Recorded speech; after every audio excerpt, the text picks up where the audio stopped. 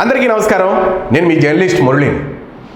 వైఎస్ఆర్సీపీ 2029లో గెలవాలి అని అనుకుంటే ఇప్పటి నుంచి హోంవర్క్ బాగా చేయాలి. హోంవర్క్ అని అన్నానేంటి అని అనుకుంటున్నారా? నిజంగా వైఎస్ఆర్ కాంగ్రెస్ పార్టీ వైఫల్యాలన్నింటినీ కూడా చూసుకుంటే ప్రతి పేజీలోనూ హోంవర్క్ చాలా ఎక్కువగానే ఉంటుంది. ఆ హోంవర్క్ అంతా క్లియర్గా చేస్తే 2029 నాటికి ఏమో అన్న మాటలే వినబడతాయి.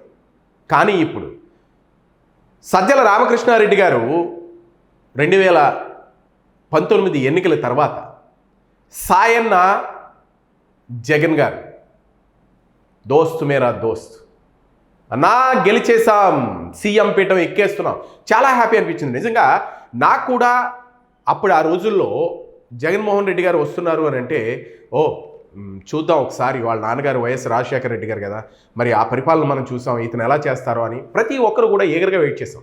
ఇతను ఎప్పుడైతే టీడీపీ అక్కడ ప్రజావేదికను కూల్చారో అక్కడి నుంచి మొదలైంది భయ్య.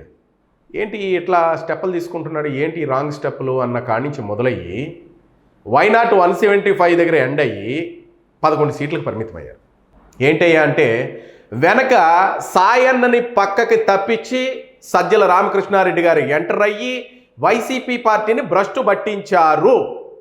ఇది నేననలేదు, ఆ పార్టీలో ఉన్న నాయకులే, ఆ పార్టీలో ఉన్న నేతలే మాట్లాడుకున్నటువంటి ఇంటిగ్రిటీ వర్డ్స్. సజ్జల రామకృష్ణారెడ్డి వైఎస్ఆర్ కాంగ్రెస్ పార్టీలో అన్నీ తెలిసి ఏమీ తెలవని ఏకైక కుట్ర సిద్ధాంత నిపుణుడు అనొచ్చు. అంటే ఇక్కడ నేను మాట చెప్తా, నేను దానవీర సూరకర్ణం లేదంటే సంథింగ్ ఏదో సినిమాలో శకునిని ధృతరాష్ట్రుడు సంథింగ్ ఎవరో వాళ్ళ తాలూకా వాళ్ళ మదర్ని ఫాదర్ని వీళ్ళందరినీ జైల్లో పెడితే, జైల్లో పెట్టి ఒక అన్నం ముద్దని ఇలా విసురుతారు వాళ్ళకి భోజనం. వాళ్ళందరూ కూడా మేము చనిపోయినా పర్వాలేదు, శకున్ని పెంచి పోషించి ఈ కౌరవ సామ్రాజ్యాన్ని నేల కోల్చాలి అన్న కసితో ఆ మెతుకులన్నీ వేరి శకున్ని ఒక్కడనే పోషిస్తారు, మిగిలిన వాళ్ళు చనిపోతారు, శకుని పెరుగుతాడు. పెరిగి అటువంటి దురుద్దేశపూరితమైనటువంటి సలహాలన్నీ ఇస్తూ మరి కౌరవ సామ్రాజ్యాన్ని అంతటినీ కూకట వేళతో పెగిలించేసేయడానికి ఒక కారకుడుగా శకుని మిగిలిపోయాడు. మరి సజ్జల రామకృష్ణారెడ్డి గారు కూడా అలాగే అన్న మాటలు రాజకీయ ప్రముఖుల దగ్గర నుంచి అలాగే రాజకీయ విశ్లేషకుల దగ్గర నుంచి వినబడుతుంది. ఎందుకయ్యా అని అంటే సలహాదారుగా సజ్జల రామకృష్ణారెడ్డి గారు తాడేపల్లి ప్యాలెస్ వేదికగా ప్రెస్ మీట్ పెట్టారు మొన్న. మరి దాని గురించి ఏదో కొంచెం గట్టిగా మాట్లాడతారు. జగన్ గారు విజయవాడ అనేసారు, అలాగే మావిగన్ అన్నారు. ఏంటో ఇతనైనా కొంచెం కరెక్ట్గా చెప్తారేమో. నాయకులందరూ కూడా ఎలక్ట్ అయ్యారు. 5 ఏళ్ళుగా ఏపీ ప్రజలు విని విని విని విని విని ఇసుగు వేసారిపోయిన అమరావతి పాత సోదే మరోసారి రికార్డు క్యాసెట్ ఇటు తిప్పి మళ్ళీ ప్లే చేశారు. అమరావతి నేల అసలు నిర్మాణాలకే పనికిరాదని, అక్కడ ఖర్చు ఎక్కువ అంటూ, తనకి ఏదో భూగర్భ శాస్త్రం నిపుణుడు అయినట్టు, భూగర్భ శాస్త్రాన్ని బాగా అవపోషణ పట్టినటువంటి ఒక శాస్త్రవేత్తలాగా మొత్తం తెలిసినట్లు సరికొత్త శాస్త్రీయ విశ్లేషణలతో చెప్పుకుని వచ్చారు. అయితే కూటమి ప్రభుత్వం అప్పులు చేసి మరీ అమరావతి కడుతుందంటూ ఆయన లేవనెత్తిన వింత వాదనలు, వాడిన మాటలు ఇవన్నీ చూస్తుంటే ఏదో ఏం మాట్లాడేట ఏమీ లేదు అన్నట్టుంది.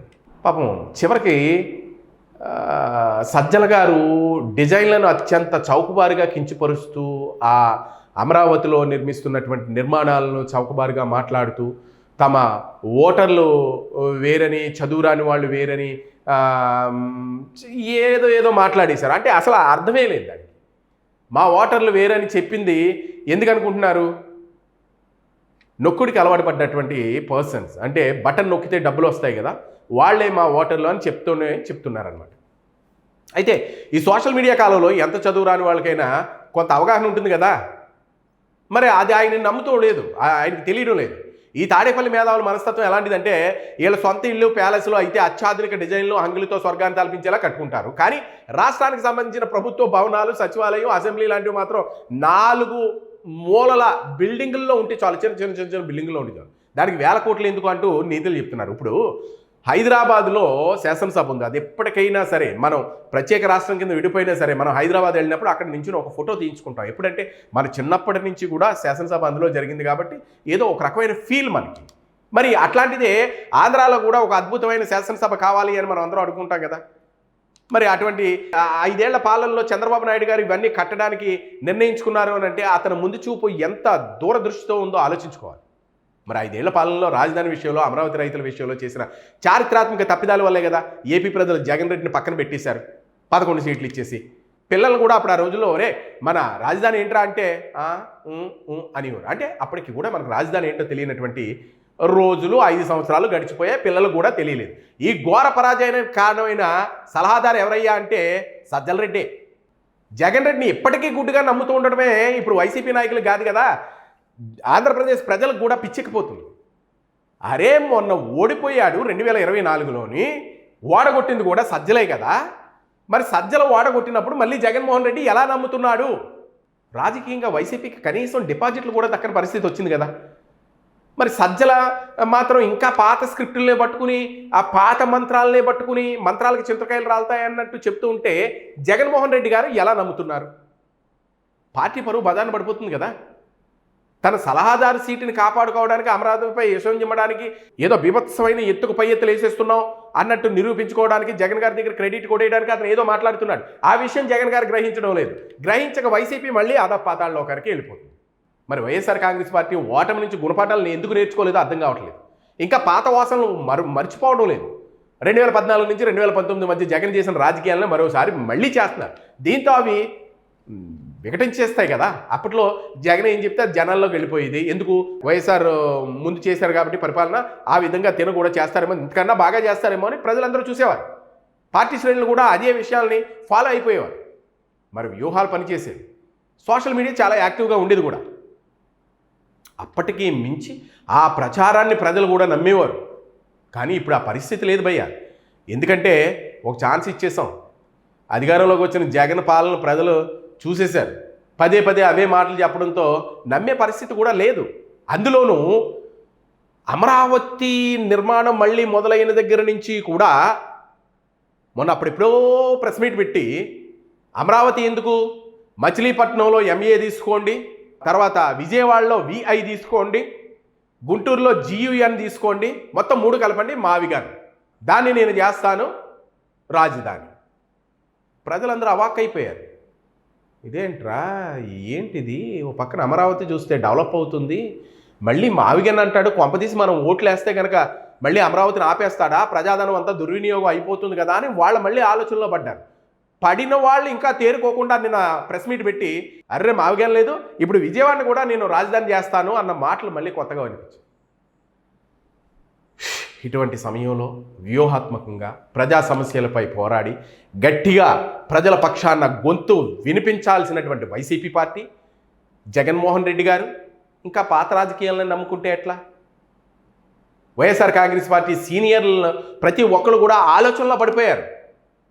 జగన్మోహన్ రెడ్డి చెబితే వినే రకం కాదు, పలానా చోట పలానా విధంగా రాజకీయం చేయాలి అని చెప్పినా వినరు. ఈ విషయం మొత్తం సీనియర్లందరికీ తెలుసు. అయితే కాంగ్రెస్ పార్టీ సిద్ధాంతాలకు అలవాటు పడిన వాళ్ళు వేరే పార్టీలోకి చేరలేరు.